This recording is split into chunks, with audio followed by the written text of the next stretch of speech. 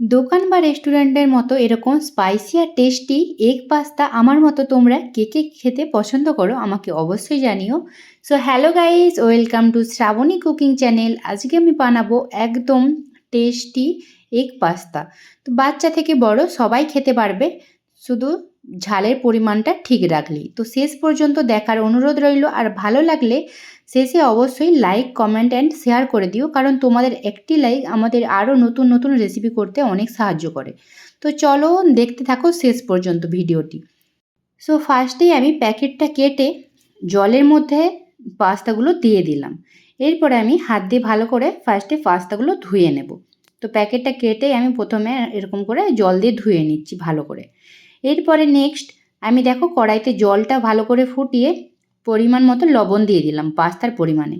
তো পাস্তাগুলো এবারে ধুয়ে ডাইরেক্ট আমি কড়াইয়ের মধ্যে দিয়ে দিচ্ছি সেদ্ধর জন্য। তো সমস্ত পাস্তাগুলো দিয়ে দিলাম। এরপরে একটু খুন্তি দিয়ে নাড়াচাড়া করে নিলাম, যেহেতু লবণ দিয়েছিলাম।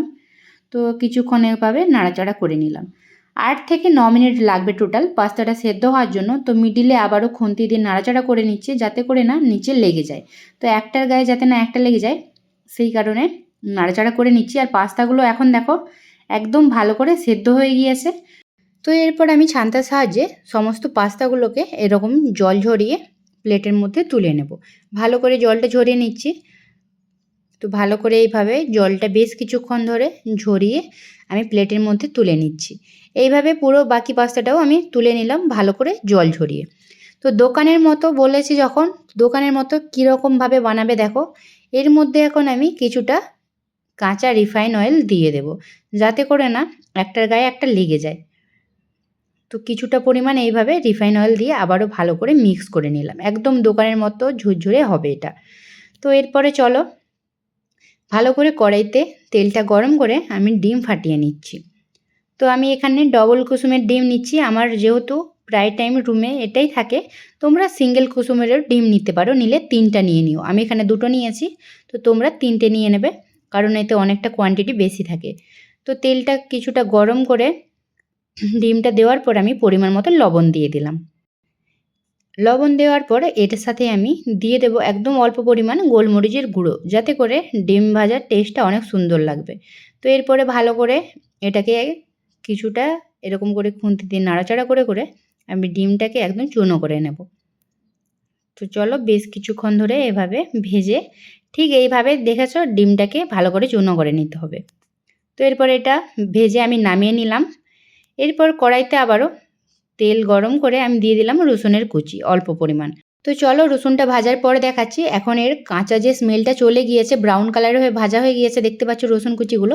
তো এরপরে আমি বেশ কিছুটা পরিমাণ পেঁয়াজের কুচি দিয়ে দিচ্ছি। আমি এখানে 3টে মিডিয়াম সাইজের পেঁয়াজ নিয়ে একদম ছোট ছোট করে কুচি করে নিয়েছি, এতে করে দেখতেও ভালো লাগবে আর খেতেও ভালো লাগবে। তো চলো পেঁয়াজগুলো এখন ভালো করে ভেজে নিই। পেঁয়াজটা কিছুক্ষণ এভাবে ভেজে নেওয়ার পর আমি এতে অ্যাড করলাম ক্যাপসিকাম কুচি। তো একটা ছোটো সাইজের আমি ক্যাপসিকাম ভালো করে এরকম মিডিয়াম সাইজ করে কেটে নিয়েছি। তো এরপরে আমি যেহেতু পেঁয়াজ দিয়েছি আর ক্যাপসিকাম দিয়েছি, তো এর পরিমাণে আমি লবণটা অ্যাড করলাম। আর তোমাদের একটা কথা বলে রাখি, যদি তোমরা চাও আরও ভেজিটেবলস অ্যাড করতে পারো, যেমন মটরশুঁটি, গাজর, বিনস। তো আমি দিলাম না, একটু কম করে বানালাম।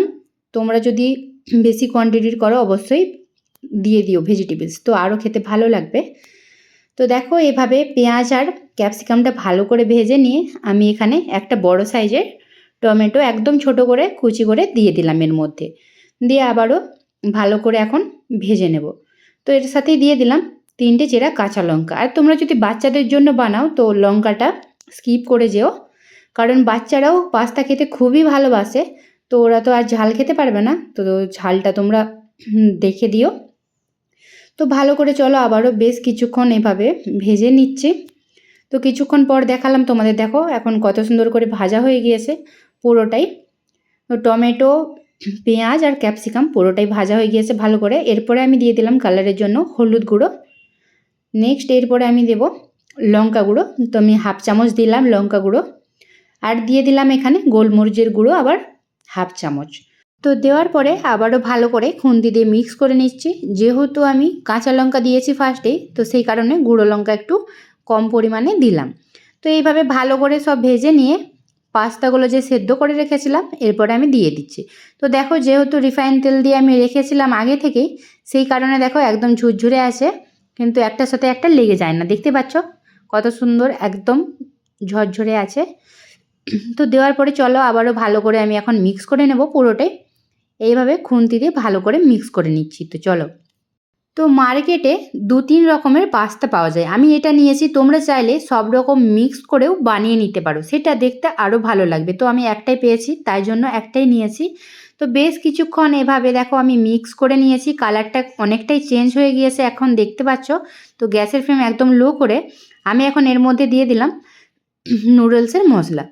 তো ম্যাগি মশলা বা নুডলসের মশলা তোমরা তো জানোই খেতে কত সুস্বাদু হয়। তো এটা ছাড়া পাস্তাটা ঠিক জমে না বা খেতে অতটা টেস্টি লাগে না, সেই কারণে আমি দিয়ে দিলাম ম্যাগি মশলা। তো এটা খেতে সত্যি খুব ভালো লাগে, আমার তো খুবই পছন্দ। তো পাস্তা এখন প্রায় রেডি হয়ে গিয়েছে। তো এরপরে আমি দিয়ে দিলাম কিছুটা পরিমাণ ধনেপাতা কুচি। তো ধনেপাতার টেস্টটা অনেক সুস্বাদু হয়, সেই কারণে আমি কিছুটা ধনেপাতা এর মধ্যে অ্যাড করে দিলাম। তো এরপরে আমি আবারও কিছুক্ষণ মিক্স করে নিচ্ছি ভালোভাবে। এইভাবে দেখো ধনেপাতাটা এখন ভালো করে এর সাথে মিশে গিয়েছে। এরপরে আমি এতে দিয়ে দেব একদম অল্প পরিমাণে সয়া সস। তো 1 চামচ মতো সয়া সস দিয়ে দিলাম। তো যেটা ছাড়া পাস্তা অসম্পূর্ণ। তো এরপরে টমেটো কেচাপ দিয়ে দিলাম, বেশ কিছুটা পরিমাণ টমেটো কেচাপ দিলাম। তো এটার কারণে এটা আরও স্পাইসি টেস্টি একটু টকটক ঝালঝাল লাগবে পাস্তাটা। তো দেখতে পেয়েছো বেশ অনেকটা পরিমাণে টমেটো সসটা দিয়েছি, তোমরাও এইভাবে দিয়ে দিও যে যেমন খেতে চাও। আমি একটু বেশি পরিমাণেই দিলাম, দেখতে পেয়েছো। তো দেওয়ার পরে কিছুক্ষণ মিক্স করে নিচ্ছি, গ্যাসের ফ্লেম একদম লো করে দিয়েছি। তো একদম শেষ পর্যায়েই সয়া সসটা তোমরাও দিও আর টমেটো সস। তো একদম লাস্টে দেখো এখন ভেজে রাখা ডিম আমি দিয়ে দিলাম এর মধ্যে, পুরো ডিম ভাজাটাই দিয়ে দিলাম একদম লাস্টে। তো এইভাবে খুব সহজে তোমরাও রেডি করে নিতে পারবে একদম টেস্টি দোকানের মতো এগ পাস্তা। তো ভিডিওটি কেমন লাগলো অবশ্যই জানিও, ভালো লাগলে লাইক কমেন্ট অ্যান্ড শেয়ার করে দিও। আর আমার চ্যানেলে নতুন হয়ে থাকলে চ্যানেলটিকে সাবস্ক্রাইব করে পাশে থেকো আরও নতুন রান্নার রেসিপি দেখার জন্য। পাশে থাকা বেল আইকনটি অবশ্যই ক্লিক করে দিও যাতে করে নোটিফিকেশান সবার আগে তোমার কাছে চলে যায়। তো বাড়ির বাচ্চা থেকে বড় সবাই খেতে পারবে এরকম টেস্টি একদম দোকানের মতো এগ পাস্তা। তো চলো আজকের মতো টাটা, দেখা হচ্ছে নেক্সট ভিডিওতে।